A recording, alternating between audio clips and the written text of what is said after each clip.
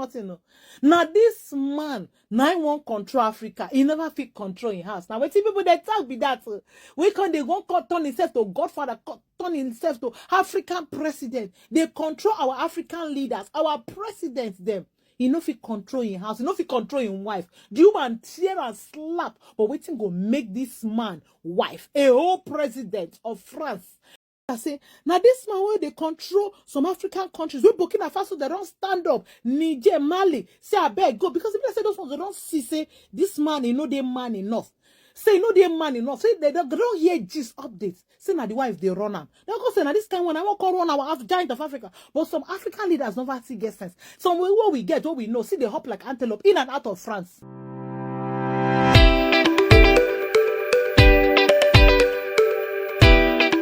Peace and power. Greetings, family, and welcome to GhanaPlusTv, your digital home for the African voice. This isn't just a content, it is our narrative, our struggles, our victories. This is truly told by us, for us. If you stand with Africa, if you want the real stories, you are exactly where you need to be. If you stand with Africa, if you want the real stories, you are exactly where you are now. Hit the subscribe button, like and share. Let your voice to be heard in the comment section. Let's get into it, family. It's happening again.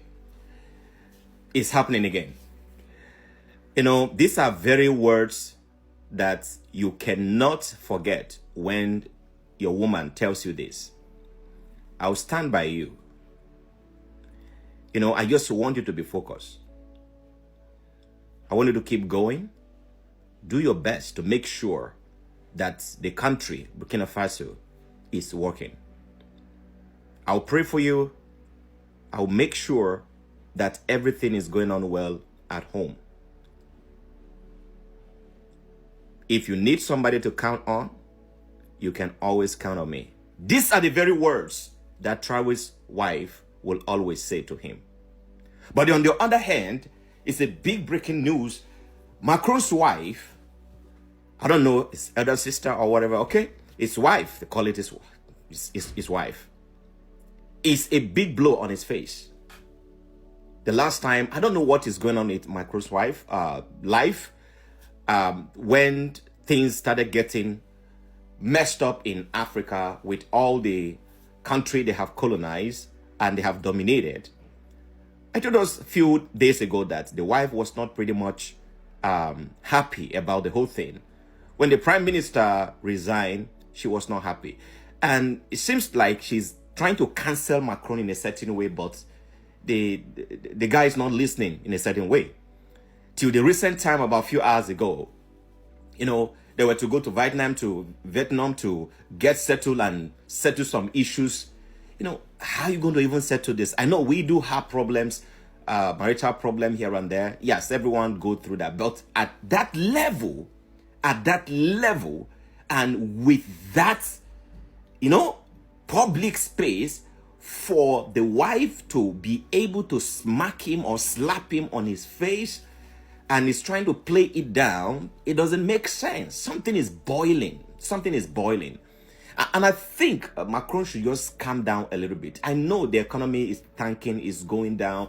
A lot of things are getting withdrawn. And Senegal just start wiping up their names and things going down. Burkina Faso is withdrawing. Mali, Chad, and all kinds of people. It's like France is being left alone right now. Now, trying to solve other people's problem, having this vast amount of problem in your hand is complicated, and sometimes I believe women don't understand what's going on in his head, and being, you know, the woman she is kind of complicated. So Macron, what I would suggest to you is that you need to calm down a little bit. Don't try to get yourself interfering with other people's situation. Try to resolve some certain things in the home front, and then we can have a conversation. So, and this is what I would say to African leaders, because all this stuff is none of our business, really.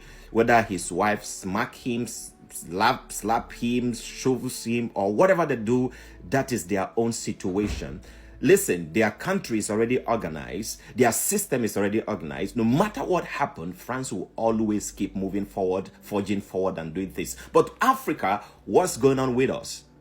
What's going on with us? And congratulations to Shad. Shad is trying to figure out on the way to join the AES, the Sahel region, and to see. And I believe that the purpose of joining the Sahel is not about to just fight ECOWAS and the rest, or to just claim that you belong to the good face of Africa for now, but is for the purpose of building Shad and to control the things that are there and to actually bring the best life to the people. So this is what we need at the moment. We need a unified vision, not what is going on in Congo, not what is going on in Rwanda and the rest. Africa, we need to unite. Now, if you need the unity and you want the unity of Africa, you love Africa. And by the way, Africa is actually a colonized name given to Africa. These guys that came, they changed every single thing. They changed our name. They changed our religion. They changed our belief. They changed every single thing. They are just changing everything. But I think we have to just keep Africa. Let's just keep it, since we now understand Africa is the motherland, is a green land, Garden of Eden, and all of that. But let's just leave the name Africa for now, since it's the name that everybody understands. Let's keep it for now. No, the time has come to raise people who don't have chicken vision. Chicken vision. What do I mean by chicken vision? Focus only on the ground. Those who have chicken vision only focus on the ground, immediate gain, temporary pleasure, and survival mode. They want to survive now. That is why the president of South Africa will go to America to just defend what they have said about South Africa, and the next thing is to sit down and sign a deal. You see, when Donald Trump became the president of the United States, he said this is the golden moment for Africa, for America. This is the golden moment, it's a golden age. And then he moved ahead to start making deals all around the world. He named what his tenure was going to be. Whether you accept with him, you agree with him or not, he knows exactly what he wants out of his tenure. But the problem becomes, Africans leader, we don't even have an idea of what they are about, what they are going after, what they are trying to achieve. That's why America can go ahead and buy things from Ukraine and say, hey, we need this red earth. It goes to another country, pay for another thing, or negotiate for another thing, go to Africa, negotiate for the best land, for the best portion, because he knows as a leader what is going after. He doesn't have chicken vision. Donald Trump doesn't have chicken vision. Lack of foresight is what we call chicken vision. Lack of innovation. Lack of strategic planning. What we need in every part of Africa is strategic planning. We should not be distracted by Macron's wife slapping him or pushing him, we shouldn't be distracted by that. We already know that Macron is in a mess. France is in a mess for the moment. But an organized system will get out of that quickly than a disorganized system. So don't be so carried away by what is going on with France and not minding your business, because even the temporary setback they're having right now, you cannot compare that to a mess that we are faced with in Africa. We need to truly reorganize Africa. There are a lot of things I want to share with us. When we raise leaders with chicken mentality, with chicken vision, they easily get manipulated by foreign interest, weaving short-term benefits. They get manipulated by foreign interest. And to top it all, we cannot afford to raise leaders with vulture mentality. Who are these leaders? They wait for others to fall to take advantage of the remains. You cannot be looking forward to say, I'm bigger than you. and the essence of you fighting your neighbor, just like the people fighting Burkina Faso, all right? You know, it's like Ouattara, what he's doing, trying to claim that you are bigger than someone, trying to destroy your brother, is vulture's mentality. The fall of Burkina Faso will not in any way make Ouattara bigger. No. You know what I'm saying? You know, when you promote selfishness in leadership, scavenging rather than building, we cannot have Africa. We can't have Africa. It is time for us to build together. It is time for us to have an eagle vision. It is time for us to have a foresight. It is time for us to build together, to elevate together. We have a lot of training coming up, and we have a lot of program that is going to be rolling out. Unfortunately, we can't share a lot of details on social media. This training has to be done in-house. This training has to be done when we are together. This is how this training is going to be rolling out. And if you want to be part of this training, send me a DM. And best of all, hit a follow button. If you truly love Africa, you want Africa to develop, you want us to work together, I want you to hit a plus button, hit a like button, share this, and leave me a comment in the comment section. If you truly love Africa and you believe in one Africa, I want you to follow. We need to follow. We want to build this to the next dimension so that we can bring in and start rolling in the programs that we've got for Africa. Here's another breaking news here. This is the part 2 of DRC, President Felix and Paul Kagame. This is so pathetic and so heartbroken. DRC is the richest country in mineral in the continent of Africa. They are rich in everything you can think about in the continent of Africa. As a matter of fact, DRC alone can handle every aspect of Africa. They have what it takes to produce cars. They have what it takes to produce electric vehicles. Okay, not just ordinary car, electric vehicles. But the question I want to ask you is, if you are from Congo, I want you to put it in the comment section. Or if you have ever been there or you have heard about them, do they have any car manufacturing industry in DRC Congo? They have what it takes to produce electronic devices like the phone you are using. The question I want to ask you, is there any phone manufacturing industry in DRC Congo? They have what it takes to produce elements and things that can manufacture or support plane production, aircraft production. Do they even have an assembling plant over there? There are so many things that these guys have. Energy, renewable energy. Dr. Congo alone has what it takes to handle the entire Africa, the continent of Africa. But look at what is happening here. With a population of over 100 million, and the median age of 17, that means 17 years old. Most people in DRC Congo, they are 70 years old.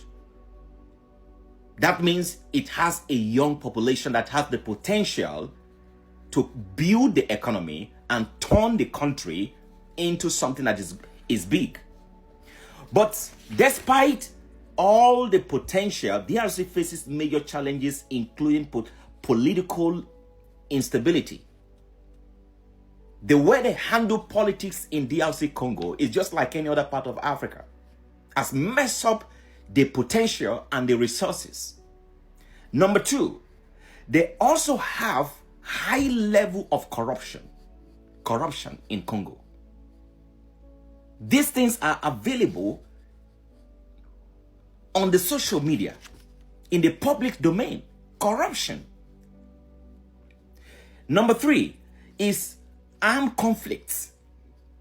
There is a lot of rebels, conflict all over the place. I had a meeting with some top guys in America some time ago. And we were having a discussion. And this is my conclusion. I said, if you truly want to destabilize Africa, you don't need much. You don't need the Western world to do anything. All the Western world, developed country need to do is go to Africa, any part of Africa, discover some major mineral resources in that place. Tell them what you have discovered. Show them the amount of wealth that can be generated from that place and leave.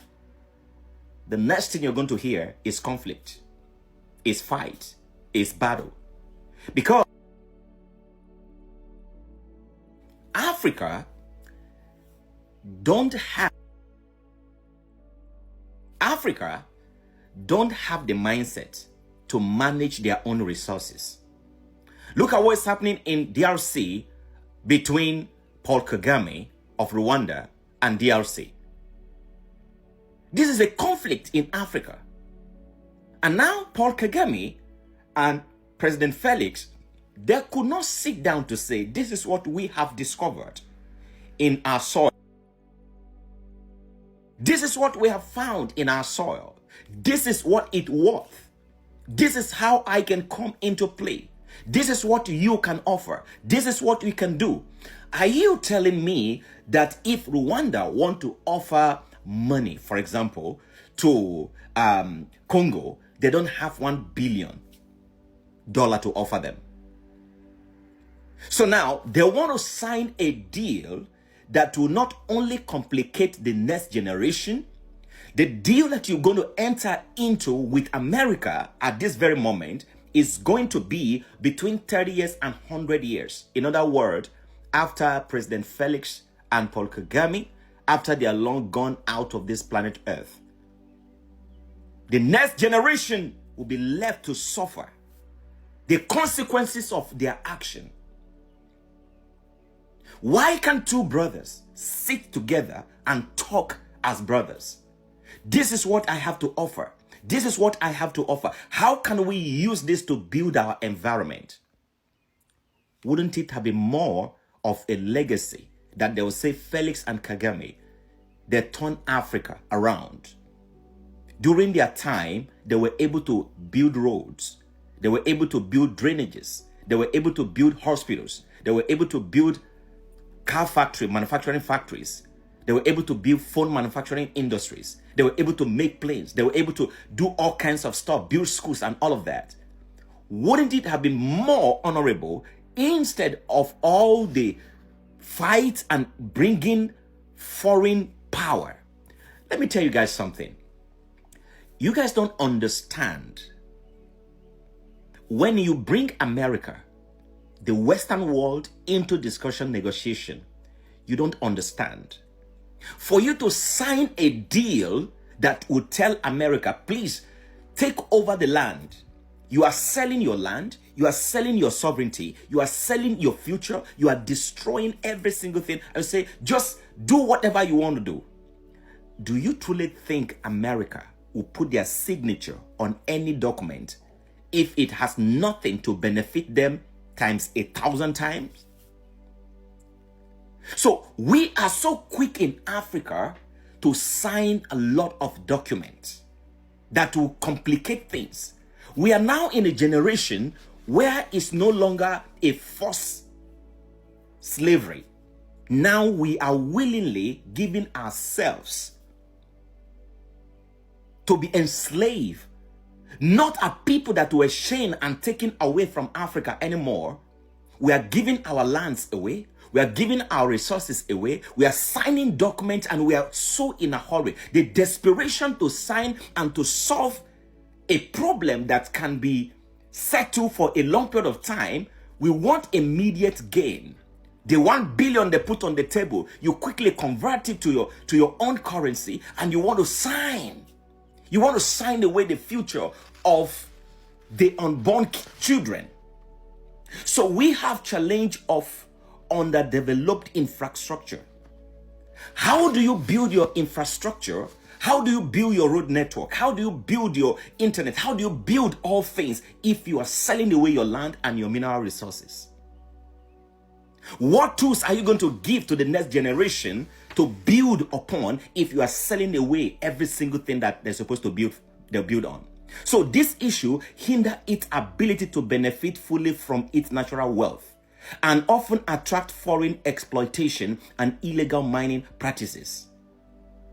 Dr. Congo, President Felix, with all due respect, what you're about to do is the most grievous things that you can ever do in your entire life. Africa stands at a dangerous crossroad. The decision we make today will either redeem or permanently jeopardize our tomorrow. The time has come for Africa to rise. The time has come for us to rethink about our decisions.